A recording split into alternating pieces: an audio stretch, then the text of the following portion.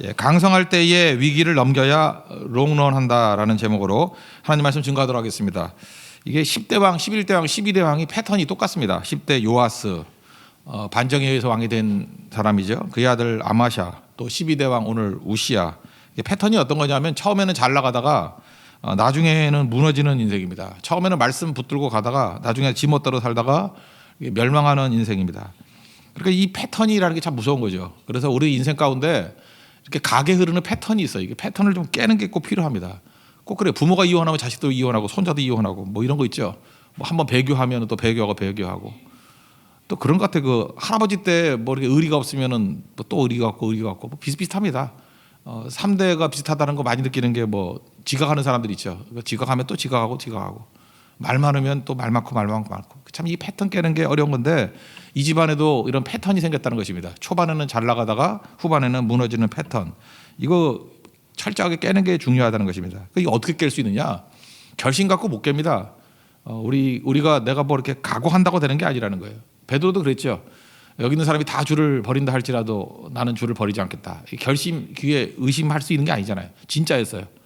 근데 기도 없으니까 무너지지 않습니까? 이거는 동행에는 없다는 거예요. 동행. 하나님과 동행하는 거. 우리 신약의 백성들은 성령과 동행해서 매 순간 주님과 함께 걸어가는 길밖에 이거 패턴 깨는 길이 없다라는 거예요.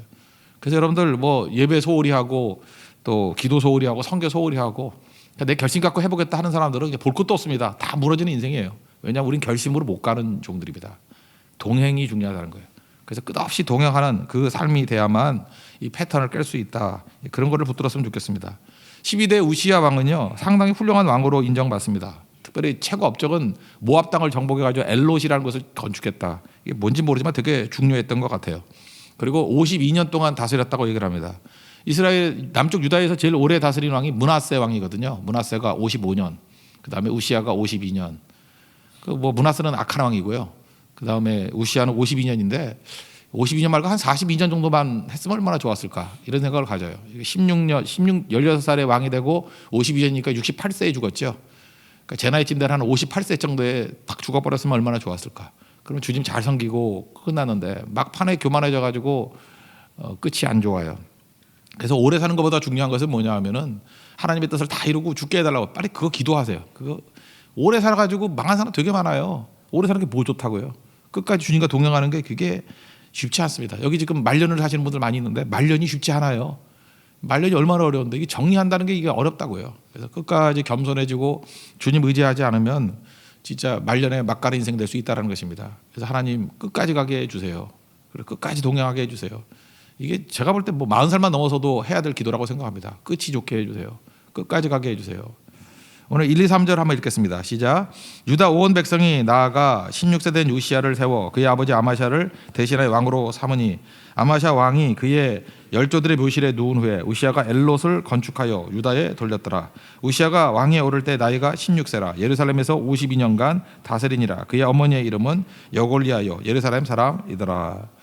우리 첫 번째 우리 살필 건 뭐냐면 하나님께서 우리에게 더 주신 게 있거든요. 주어진 찬스가 있는데 그 찬스를 꼭 붙들라는 것입니다.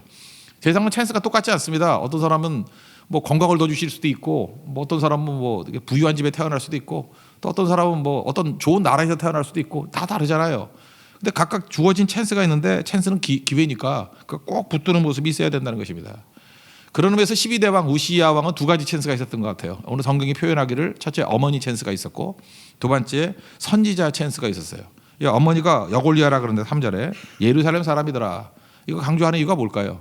어머니가 말씀의 프린트를 마음에 새길 수 있는 그런 좋은 분이었다. 그래서 계속해서 그 어머니 강조해요. 그 여자가 얼마나 중요한지 아느냐. 특별히 한 자녀들이 온전하게 설 때 여자의 믿음 이거 굉장히 강조하거든요. 남자가 유대인이고 여자가 이방인이면 이방인을 쳐요. 그 자녀는. 반면에 남자가 이방인이고 여자가 유대인이면 유대인을 친다고. 그 왜 그렇습니까? 그 신앙 전수는 어머니 쪽 모계를 따른다. 이게 유대인들의 생각이에요. 정확히 맞습니다. 그래서 지금 우리 아줌마들이 기도 안 한다는 것은 나라 망할 일이에요. 그죠? 아줌마들이 모여서 방탕하게 가고 한 사회가 망하게 될 때 뭐냐? 엄마들이 기도를 안 해요. 이 아줌마들이 이게 제대로 예배 안 드리고 노는 거 좋아하고 사치 좋아하고 그러면 그게 위기에 오는 거잖아요. 아달랴 하나가 지금 유다 이렇게 망친 거 아니에요? 그래서 계속 강조하는 게 뭐냐? 어머니가 누구냐? 어머니가 누구냐? 그리고 아마 이게 하도 질려서 아달렉이 질려서 그런지 모르지만 지금 그 아버지 때도 그렇지만 예루살렘 아니면 베들레헴 뭐 이쪽에 있는 사람들을 엄마로 많이 뽑는 것 같아요. 왜냐하면 신앙적 배경이 있는, 그러니까 뭐 얼굴도 안 봐, 몸매도 안 봐 이거죠. 신앙 봐 이러면서 뽑았던 것 같아요. 이게 굉장히 의미가 있었다고 생각을 합니다. 그래서 어머니 찬스가 있었다. 그거 잘 붙들어야 되고, 또 하나가 선지자 찬스인데 스가랴라는 선지자였습니다. 거기에 좋은 영향을 받았어요. 그러니까 내가 누리고 있는 좋은 것들이 이걸 당연한 거라고 생각하면 안 된다고요. 이게 주어진 축복을 꼭 붙들고 나가야 된다는 것입니다. 이게 스가랴 찬스란 건 뭐냐 하면은 그의 할아버지 10대 왕 요아스도 그랬죠. 그 반정을 이끌었던 고모부 제사장 여호야다 제사장의 그 은혜가 있었죠. 이것도 찬스예요. 우리가 예배드릴 수 있고 기도할 수 있고 선교할 수 있고, 이거 아무나 하는 거 아니거든요. 이거 할 수 있을 때 충성을 다하는 게 꼭 필요하다는 것입니다. 4절 5절을 보겠습니다. 시작. 우시아가 그의 아버지 아마샤의 모든 행위대로 여호와 보시기에 정직하게 행하며 하나님의 묵시를 밝히 하는 스가랴가 사는 날에 하나님을 찾았고 그가 여호와를 찾을 동안에는 하나님이 형통하게 하셨더라. 일단 어머니 찬스가 있었고, 또 두 번째는 뭐가 있어요? 스가랴라는 선지자 찬스가 있었다. 여기 하나님의 묵시를 밝히 아는 그랬죠. 밝히 아는. 여기 보니까 그 할아버지 얘기 한번 읽어드리면 24장 2절에 제사장 여호야다가 세상에 사는 모든 날에 요아스가 여호와 보시기에 정직하게 행하였으며, 그러니까 24장 2절에서 뭐라 그래요? 요아스가 그 선지자 제사장 여호야다가 있을 때는 잘 살았다. 그러니까 자기 선지자 제사장 찬스가 있었다. 여기도 마찬가지죠. 스가랴라는 선지자가 있을 때 잘 살았다. 이거 찬스라는 거예요. 잘 붙들어야 된다라는 것입니다. 이거 붙들지 않으면 안 되는 거죠. 여기 묵시를 밝히 하는 스가랴 이렇게 돼 있는데, 이게 그 영어 성경 같은 데 보면은 우리는 지금 히브리어에서 직접 번역한 거기 때문에 이렇게 직역을 한 거고요. 70인역이라 그러죠. 시리안 번역이라든지 70인역 같은데 그 그리스어로 번역된 데를 보면은 Who instructed him in the fear of God, 하나님을 두려워함, 하나님을 두려워하는 마음으로 양육하는 스가랴 이렇게 돼 있어요. 그러니까 스가랴, 이게 제가 볼 때 더 맞는 얘기 같아요. 그러니까 스가랴에서 뭘 배울 수 있냐면 스가랴는 항상 하나님을 경외하는 분이에요. 하나님을 항상 두려워하는 분이에요. 그러니까 경외하고 두려워한다는 건 뭐죠? 하나님의 의식 속에 살아가는 거예요. 하나님의 존재 속에 살아가는 거예요. 무슨 얘기를 하든지 행동을 하든지 보면 하나님이 보고 계신다. 그죠? 하나님을 두려워하면서, 말도 하나님을 두려워하면서 함부로 안 하고, 행동도 하나님을 두려워하면서 함부로 안 하고. 이게 이제 라틴어로 넘어오면 코람데오란 말로 변하잖아요. 그죠? 하나님 앞에서의 삶, in the face of God, 하나님 면전에서의 삶. 그러니까 이걸 배웠다고요. 이게 뭐 엄청난 거죠. 그러니까 우리가 특별히 그 영적 지도자도 그렇고 그 부모들도 그렇고 그 하나님을 두려워하는 것들을 가르쳐야 돼요. 이건 뭐 가르치는 게 아니에요. 자기가 하나님을 두려워하는 거죠. 하나님을 두려워하는 것으로서 who instructed him, 그를 가르쳤다. 그죠? 그를 두려워하는 마음 속에서 가르쳤다. 그러니까 뭐 최고의 것이 될 수 있겠죠. 여기서 막 배울 수 있었다는 것입니다. 그랬더니 하나님께서 그를 온전한 왕, 또 능력 있는 왕으로 삼으셨죠. 우리에게 이렇게 주어진 기회들이 있습니다. 우리에게는 뭐 특별히 예배 잘 드릴 수 있고 기도할 수 있고 선교할 수 있는 여건들을 주셨잖아요. 그때 그거 집중해서 해야 된다는 것입니다. 고린도후서 6장 2절 보니까 내가 은혜 베풀 때 너희에게 듣고 구원의 날에 너희를 도왔다 하셨으니 보라 지금은 은혜 받을 만한 때요, 보라 지금은 구원의 날이로다. 타이밍이 있다는 거죠. 지금이 은혜 받을 때니까 은혜 열심히 받아야 되고, 구원의 날일 때 열심히 구원을 이루라는 것입니다. 우리 마음 가운데 굉장히 균형 이론 이런 게 나와요. 그죠? 야, 이렇게 예배만 드리면 어떡하지? 돈도 벌어야지. 뭐, 야, 이렇게 선교만 가면 어떡하지? 일도 해야지. 뭐 이런 식으로 그런 거 있죠. 참 이상한 게 뭐냐 하면은 어떤 놈은 술 퍼마시면서 3, 4년 방탕해도 그렇게 심각하게 생각 안 해요. 뭐 언젠가는 돌아오겠지 이러는데, 왜 그 하나님 앞에 좀 이렇게 헌신적으로 새벽기도 나오고 이렇게 헌신적으로 선교가고 이러면은 한 1년 그러면 왜 이렇게 불안해요? 한번 물어볼게요. 그렇게 선교 많이 다녀서 망한 사람 봤어요? 기도 많이 하고 해서 쟤는 기도로 망했어, 이런 거 들어봤어요? 쟤는 예배를 과도하게 드려서 뭐 빨리 죽더라, 이런 거 봤냐고요? 그게 마귀가 주는 마음이라니까요. 그냥 조금 하려고 그러면 그게 끝까지 못 가요. 그게 많이 할 수 있는 게 아니라고. 제가 성도들 봐도요, 뭐 이렇게 미친 듯이 뛴다고 해봐야 어디 하나 미쳤다 그런 거 있잖아요. 막 미친 듯이 헌신한다, 미친 듯이 선교한다, 미친 듯이 기도한다. 그 미친 듯이 보여도 3년 안 가요. 그 3년 가면 교육자 돼 있더라고. 그거 안 가요 그렇게. 그게 쉬운 일이 아니라고. 근데 왜 그걸 잠깐 브레이크 걸려고 그래요? 오히려 가보라고. 갈 수 있으면 진짜 인물되지. 그 못 가요 잘. 계속 불 붙여야 되면 그 경험이 깊어지고 넓어, 딥 앤 와이드. 이게 굉장히 중요한 건데 그러니까 그 작은 그릇이 되는 거죠. 하나님 앞에서 주어진 기회 놓치지 마십시오. 붙들라. 세월을 아끼라 때를 악하니라. 에베소 5장 18절 16절이죠. 그 말씀이 그 원래 해석은 뭐냐 하면은 기회를 붙들라 이렇게 해석할 수 있어요. 기회를 놓치지 말라. 시간을 구속하라 그런 뜻이지만 기회를 놓치지 마라. 기회 놓치지 않는 하나님의 종되기를 축원합니다. 두 번째는 이거예요. 이길 때 계속 이기라는 거예요. 이건 뭐 뻔한 얘기지만 하나님이 도우셨다. 이 7절의 핵심인데 하나님이 도우실 때 그냥 끝까지 가는 거예요. 쉬지 않고. 그래서 오늘 그 얘기를 또 설명해 주고 있어요. 블레셋과 싸워서 승리했고 그러면 끝난 게 아니죠. 블레셋 막 성벽 다 무너뜨리고 또 새로운 성벽을 쌓아가지고 방어하고 그다음에 아라비아 사람들 박살내버리고 그다음에 암몬 공격에서 또 조공받고 그럼 여기서 뭐 한 가지만 해도 끝날 거 아니에요. 근데 아니에요. 하나님이 승리 주실 때는 또 하고 또 하고 또 하고. 여러분 지금 하나님께서 그 1년 동안 우리가 감사하게 은혜 주셔서 작년도 그렇고 금년도 그렇고 1년에 12달인데 15번 선교를 갔어요. 그러면 이게 과도한 게 아닌가 뭐 너무한 거 아닌가. 근데 그때마다 선교 대원들 보내주시고 하나님께서 가는 곳마다 승리를 주시고 항상 마지막이 제일 좋았다 그러잖아요. 그러면 항상 의구심이 생겨요. 제가 말레이시아부터 그랬어요. 말레이시아가 이렇게 좋은데 또 좋을 수 있을까? 네팔 가니까 이번에 더 말레이시아 가시는 분들 죄송한데 더 좋아요. 2배 좋아요. 그럼 또 지금 의심이 드는 거예요. 야 이렇게 좋았는데 인도 가서 이거 인도가 될까? 인도가 될까? 인도는 또 멤버가 좋아 보이거든. 그래서 이게 또 안 될 것 같기도 하고 막 이래요. 근데 이거보다 더 좋으면 어떻게 되지? 터질 것 같아요. 제가 지금 이거보다 더 좋으면 어떡하지? 어떻게 터질까요? 그죠? 근데 또 믿고 의지하고 겸손하게 나가면 하나님이 더 그 한번 돌이켜보라고 2, 3년 지나고 난 돌이켜보면 우리가 얼마나 커져 있고 얼마나 깊어 있고 얼마나 하나님이 사용하시는 세대가 되는지를 알게 되는 거죠. 하나님이 못하실 일이 뭐가 있어요. 그러니까 그거 믿고 의지하고 나가는 모습이 꼭 있어야 되는 것입니다. 그래서 여기서 정신없이 싸워서 이겼다는 거예요. 정신없이 계속 이기고 또 이기더라. 이거 한번 읽어보죠. 6절부터 8절까지 시작. 우시아가 나가서 블레셋 사람들과 싸우고 가드 성벽과 야분의 성벽과 아스돗 성벽을 헐고 아스돗 땅과 블레셋 사람들 가운데에서 성읍들을 건축하며 하나님이 그를 도우사 블레셋 사람들과 구르바월에 거주하는 아라비아 사람들과 마온 사람들을 치게 하신지라.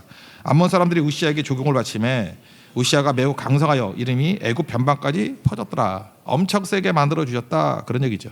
그 다음에 또 이걸 뭐 더 힘을 내 가지고 여기 한자가 생각나네. 주마가편 달리는 말에 채찍질 한다고. 여기서 그치지 않아요. 내치 또 국내에 망대 세우고 저수지 만들고 경제 발전 그때 농업이니까 뭐 농업 발전시키고 군사력 경비하고 신무기 개발했고 세종대왕 같아요. 그 세종대왕 같이 무슨 신무기 개발해가지고 이게 뭐죠? 뭐 돌멩이가 날아가고 하는 거예요. 투석기 큰 돌을 쏘고 던지고 하는 거 투석기 있죠. 뭐 성벽 깨고 하는 거 이런 것도 이때 개발했어요. 개발하고 또 뭐라 그러나 그 뭐 미사일이죠. 뭐 이런 거 개발하고 그래요. 이것도 또 거짓말일 것 같으니까 읽어봅시다. 9절부터 15절까지 읽겠습니다. 시작. 우시아가 예루살렘에서 성 모퉁이 문과 골짜기 문과 성읍에 망대를 세워 견고하게 하고 또 광야에 망대를 세우고 무릉덩이를 많이 파고 고원과 평지에 가축을 많이 길렀으며 또 여러 산과 좋은 밭에 농부와 포도원을 다스리는 자들을 두었으니 농사를 좋아함이었더라. 우시아에게 또 싸우는 군사가 있으니 서기관 여이엘과 병행자 마아세야가 집주조사한 수요대로 왕의 지휘관 하나냐의 휘하에 축하여 때를 지어 나가서 싸우는 자라.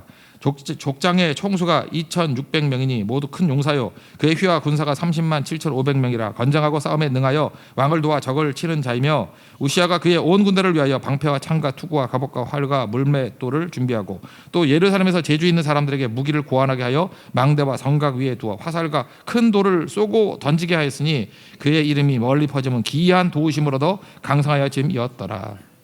여기서 기이한 도우심 이게 되게 중요한 거예요. 기이한 도우심, 뭐 greatly help, 뭐를 수도 있고 marvelous help, 뭐 이런 거예요. 근데 이건 원어 뜻을 보면 이게 진짜 신기하다, 은밀하다, 뭐 이런 것도 있어요. secret하다, 뭐 이런 뜻이 있다고요. 이거 기억나죠? 다니엘한테 은밀한 일 보이셨다. 내가 못할 일, 하나님만 하실 수 있는 일, 주로 그럴 때 쓰는 표현이에요. 큰 일인데 어떤 큰 일이냐면 은밀한 큰 일이에요. 그래서 기이하다 그랬어요. 은밀한 큰 일은 뭐냐면 하나님만 하실 수 있는 일 때 이런 표현 써요. 하나님만 하시는 일, 기적이죠. 그래서 너는 내게 부르지라 내가 내게 응답하겠고 내가 알지 못하는 크고 은밀한 일을 내게 보이리라. 예레미야 33년 3절 그 얘기예요. 그러니까 하나님이 막 기적 주시고 하나님이 승리 주셔서 기이한 승리를 주셨다라는 것입니다. 언제요? 하나님이 기회 주셨을 때 싸우고 할 때 승승장구한다. 승승장구 말 그대로 승승장구. 그 여러분들 뭐 연세 드신 분들 다 알잖아요. 뭐 세속적인 얘기부터 먼저 할까요? 돈 벌 때가 있죠. 쭉이라 보면 맨날 버는 게 아니죠. 돈 벌 때가 있어요. 돈 벌 때가 있고 이길 때가 있고 다 때가 있잖아요. 그죠? 뭐 남자 들끓을 때가 있고 여자 들끓을 때가 있고 뭐 그럴 때 있잖아요. 그때 매력 있을 때. 그 때가 될 때 뭐 하면 되게 쉽게 해요. 때가 될 때. 때가 아닐 때 하면 되게 힘든 거고 부흥할 때가 있고. 여기 보세요. 하나님께서 도와주셔서 지금 승리를 주실 때잖아요. 그죠? 이게 부흥을 주실 때잖아요. 왜 이때 뭐 균형 감각 이러면서 머뭇거리는 사람들 이거 하나도 맛보지 못하는데 이게 하나님 말씀 프린트를 가지고 순종했더니 어머니 찬스 또 선지자 찬스를 가지고 이렇게 충성해 나갔더니 승승장구하더라. 이러고 죽었으면 얼마나 좋아요. 그죠? 근데 마지막에 이제 슬픈 얘기입니다. 최대 위기는 뭐냐면 강성해졌을 때예요. 그때 교만해졌습니다. 그래서 교만한데 나병이 걸리거든요. 유다의 왕 가운데 나병 걸린 유일한 왕이에요. 나병이 걸렸는데 이 나병이 사실은 이게 감각이 없는 병이잖아요. 그러니까 자기도 모르게 병들이. 그러니까 영적 교만을 나병으로 주로 묘사를 많이 해요.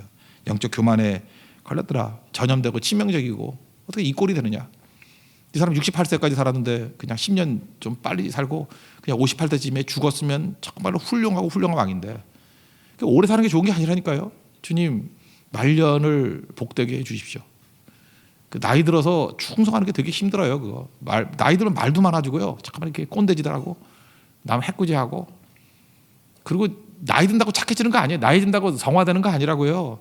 성령 의지하지 않으면 나이 들면 더 이상한 괴물 돼버려요. 그러니까 무조건 겸손해야 돼. 무조건 겸손. 엎드릴 줄 알고. 그래서 강성이 위험하다. 이게 중요한 거다. 강성이 위험하다. 왜냐 마귀가 강한 자 안 놔두거든요. 그 베드로 넘어뜨리지 밀가루도 하듯 이렇게 와가지고 막 쪼개고 공격하고 그런 일이 벌어지게 된다는 것입니다. 어떤 일이 벌어졌냐면 막 교만이 하늘에 닿아가지고 승리하니까 자기가 못할 일이 없을 것 같이 보여요. 하나님이 주신 승리인데 자기가 못할 일이 없어 보여요. 그래서 사울 같은 일이 벌어진다니까요. 그 제사장만 드릴 수 있는 분향을 그러니까 이거 성소에 들어갔다는 얘기죠. 성소에 들어가서 분향을 지가해. 그래서 깜짝 놀라서 그러지 마소서 했더니 화를 내. 그러니까 여러분 잊지 마십시오. 신앙생활하면서 약간 화가 나는 때가 있죠. 나를 무시하는 것 같이 보이고 내 뜻대로 안 되는 것 같이 보이고 화가 날 때가 되게 위험할 때예요. 화를 내면은 망합니다. 그 영적 나병이에요. 교만함으로. 그때 화 나야 될 그때에 꼬꾸라지면은 그죠? 그때에 사는 거예요. 다윗이 그래 사는 거잖아요. 바로 당신이다. 네가 가늠한 자다 이렇게 얘기할 때 그렇습니다 하고 꼬꾸라 화내서 이 밑에 놈이 뭔 짓이야 하고 이렇게 공격하지 않고 엎드렸을 때 살았던 것과 마찬가지로 화날 찬스에 엎드려야 돼요. 근데 화를 내면 우시아같이 망하게 된다는 거예요. 이마에 나병 걸려가지고 뭐 왕의 묘실에 들어가지 못하고 옆에 뭐 따로 묻었다고. 그러니까 그 뭐 문둥이 무덤이죠. 문둥이 무덤. 그렇게 돼버렸다는 것입니다. 오늘 16절부터 마지막까지 불쌍한 얘기지만 한번 다 읽어보겠습니다. 시작. 그가 강성하여 짐에 그의 마음이 교만하여 악을 행하여 그의 하나님 여호와께 범죄하되 곧 여호와의 성전에 들어가서 향단에 분향하려 한지라. 제사장 아사랴가 여호와의 용맹한 제사장 80명을 데리고 그의 뒤를 따라 들어가서 우시아 왕 곁에 서서 그에게 이르되 우시아여 여호와께 분향하는 일은 왕이 할 바가 아니요 오직 분향하기 위하여 구별함을 받은 아론의 자손 제사장들이 할 바니 성소에서 나가소서. 왕이 범죄하였으니 하나님 여호와께서 영광을 얻지 못하리이다. 우시아가 손으로 향로를 잡고 분향하려 하다가 화를 내니 그가 제사장에게 화를 낼 때에 여호와의 전 안 향단 곁 제사장들 앞에서 그의 이마에 나병이 생기지라. 대제장 아사랴와 모든 제사장이 왕의 이마에 나병이 생겼음을 보고 정전에서 급히 쫓아내고 여호와께서 치심으로 왕도 속히 나가니라. 우시아 왕이 죽는 날까지 나병한 자가 되었고 나병한 자가 되며 여호와의 전에서 끊어져 별궁에 살았으므로 그의 아들 요담이 왕궁을 관리하며 백성을 다스렸더라. 우시아의 남은 시종 행적은 아모스의 아들 선지자 이사야가 기록하였더라. 우시아가 그의 조상들과 함께 누우매 그는 나병한 자라 하여 왕들의 묘실에 접한 땅 곧 그의 조상들의 곁에 장사하니라. 그의 아들 요담이 대신하여 왕이 되니라. 어떤 그 젊은 사역자가 저한테 한번 물어본 적이 있습니다. 그러니까 어렵다는 거예요. 사역이 참 어렵습니다, 목사님. 그래서 뭐 교회가 좀 오래된 교회에서 뜻을 펼칠 수도 없고 뭐 교인들도 힘들고 당회도 힘들고 그래서 내가 무기력에 빠졌습니다. 이렇게 얘기를 하더라고요. 그래서 제가 그렇게 얘기했어요. 딴 얘기 하지 말고. 목사님 뜻을 펼치기가 힘들다 그러는데 그 자기 뜻 제가 일부러 자기를 붙였어요. 자기 뜻 펼치라 그러지 말고 그냥 주님 바라보고 기다리십시오. 많은 순간에 목회자들도 어렵다 그럴 때가 뭐냐면은 그 좋게 말할 땐 비전이죠. 자기 목회 비전이 있대. 근데 그 목회 비전을 펼치기가 너무 힘들대. 근데 그게 목회 비전인데 그게 하나님이 주신 비전일지 지 욕심일지 그 누가 알아요 그거. 그래서 뜻을 펼칠 수가 없다. 하나님이 하나님의 뜻을 펼칠 수 없는 교회는 없어요. 예배하고 기도하고 선교하자 하는데 그거 막는 데가 어디 있겠어요. 물론 뭐 선교 같은 거 들어가자 하는 데가 있을 수도 있겠지만 예배하고 기도하자 하는데 그거 막을 데가 어디 있겠어요. 그거 하다 보면 변화되는 거예요. 그러니까 자기 뜻 펼치라고 하지 말고 주님 바라보고 기다리고 기다리는 거예요. 또 변화 안 되면 어때? 변화 안 되면 그냥 데리고 가는 거죠. 우리 집안에 이렇게 장애를 입은 아이가 있다 그러면 그 장애라는 건 뭐예요? 치유 안 된다는 거 아니에요. 그럼 끝까지 안고 가는 거죠. 교회도 이렇게 장애 정도가 있을 수 있잖아요. 그 믿음의 장애. 그럼 그걸 뭐 꼭 변화돼야 되나? 변화 안 되면 그냥 품고 가는 거지. 그게 부모의 마음이죠. 그러다 보면 또 하나님께서 힘도 주시고 또 변화도 주시고 뭐 어떻게 될지 알아요. 이사야 때 수적 부흥이 일어난 거 아니에요. 믿는 사람 거의 없었어요. 그때 이렇게 얘기하잖아요. 밤나무 상수리나무가 뱀을 당하여도 다 잘림 나간다. 뭐 하나 되는 일 없다. 구루터기로 남아 있는 것 같이 거룩한 씨가 이 땅에 구루터기니라. 이사야의 사역은 구루터기 남기는 사역이었어요. 그 다음 세대의 말씀과 표준을 남기는 사역. 어떤 때는 이게 종자시 같은 거는 많으면 안 되잖아요. 순수해야 되고 제대로 돼야 되고. 그래서 어떤 때는 하나님이 규모를 팍 축소할 때도 있어. 그래서 제대로 된 모델 하나 만들려고, 제대로 된 어떤 순수한 믿음과 틀을 만들려고. 그래서 순수해지는 게 목적이야 이거는. 그래서 종자씨 다 만들어 놓고 난 다음에 그 다음에 부흥기가 올 때 그거 풀어주면 나중에 30배, 60배, 100배 열매 거둘 수 있다는 것입니다. 여러분의 사역도 그럴 수 있고 여러분의 가정도 그럴 수 있어요. 그래서 위축되는 거에 너무 마음 두지 마십시오. 내가 하나님 앞에서 잘 쓰임 받고 있는가, 온전히 서 있는가, 그게 더 중요하다는 거예요. 하나님 앞에 겸손하게 서 있는 믿음의 종 되기를 축원합니다. 자리에서 일어나겠습니다. 내 삶은 주의 것 찬양하겠습니다.